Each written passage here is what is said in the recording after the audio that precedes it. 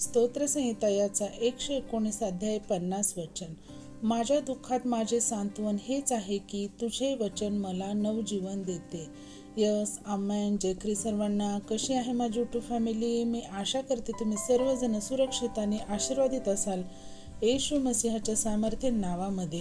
होय माझ्या बहीण भावांनो, आजच्या सुंदर दिवसासाठी परमेश्वराने आपल्याला किती अद्भुत वचन दिलेलं आहे की परमेश्वराचे वचन इथे आपल्याला काय सांगत आहे की माझ्या दुःखात माझे सांत्वन हेच आहे की.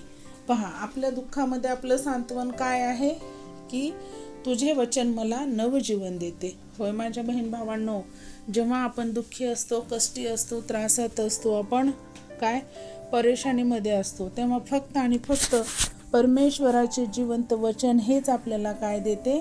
नवजीवन देते. हो, आणि आपल्याला आलेल्या प्रसंगातनं, परिस्थितीतनं बाहेर पडण्यासाठी आपल्याला हेच वचन काय करतं? परमेश्वराचं की धीर देतं, सामर्थ्य देतं, शक्ती देतं, बळ देतं आपल्याला. कारण आपल्याला माहीत आहे की परमेश्वराचं वचन हे काय आहे?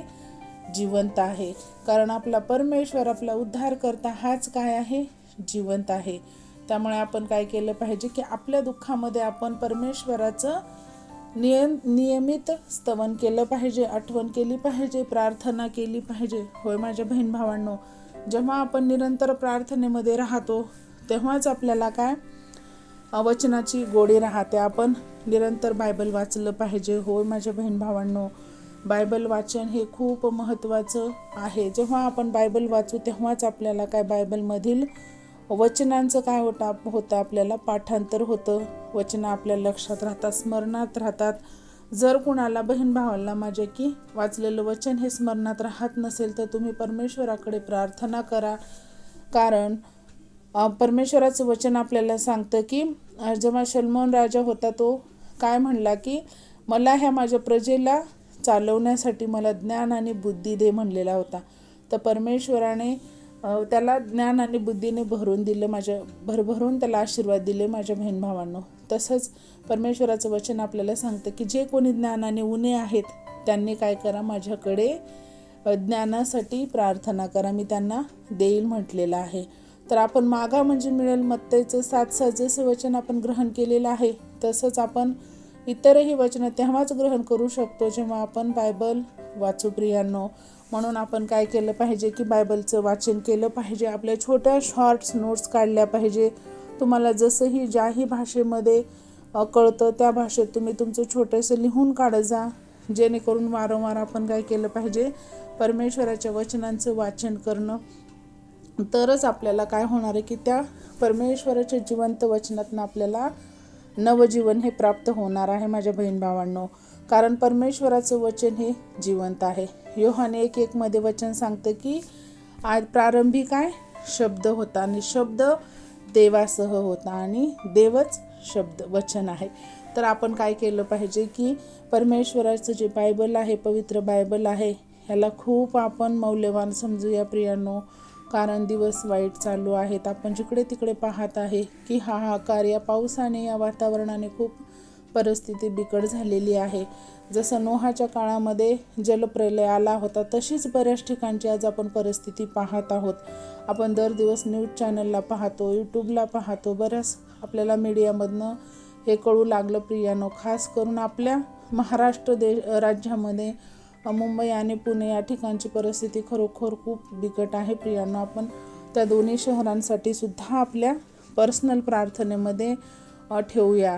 तसेच आपण इतर राज्यासाठी जिथे पूर परिस्थिती आहे, जिथे अतिवृष्टी झालेली आहे, त्या सर्व क्षेत्रांसाठी आपण प्रार्थना केली पाहिजे प्रियांनो. कारण आपण काय आहोत? प्रार्थना करणारे योद्धा आहोत.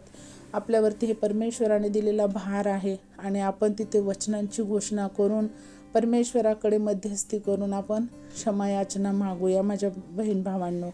तर आपल्यासाठी आपली कुठलीही परिस्थिती ही अवघड नाही आहे. कारण आपलं जिवंत परमेश्वर, जिवंत वचन हे आपल्या सोबती आहे आणि त्यातनंच आपल्याला काय नवजीवन हे मिळत असतं. वेळोवेळी आपण त्याच्यातनं बाहेर पडतो कारण परमेश्वर हा आपल्या सोबती आहे. म्हणूनच हे शक्य आहे माझ्या बहीण भावांनो.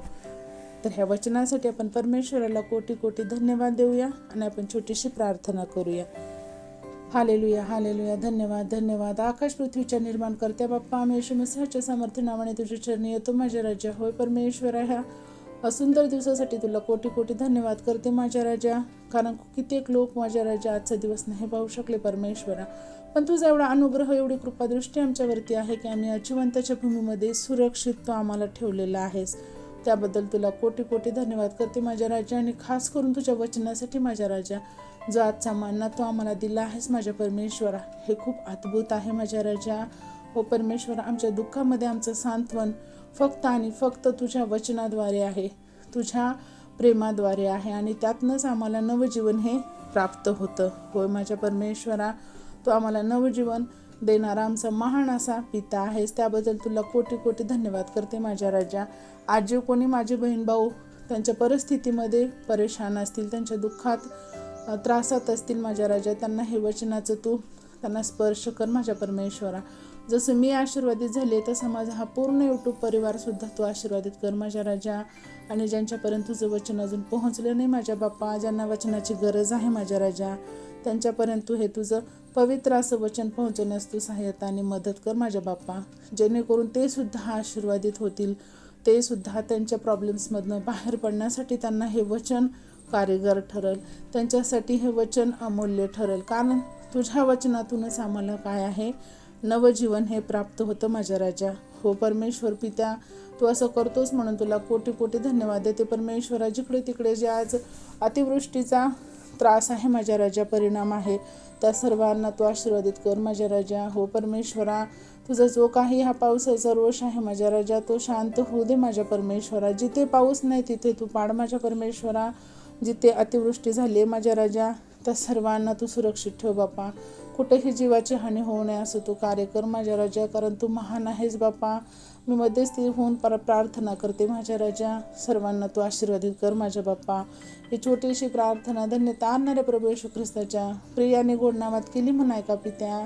आमेन. Praise the lord. शालोम. प्रभू येशू मसीहची शांती तुम्हा आम्हा सर्वांसोबत युगाने असो, प्रभू येशूच्या दुसऱ्या आगमनापर्यंत. तर आपण परत भेटूया अशाच एका अद्भुत वचनासोबत. तोपर्यंत सर्वांना जय ख्रिस्ट. Praise the lord. शालोम. God bless you all and thank you so much.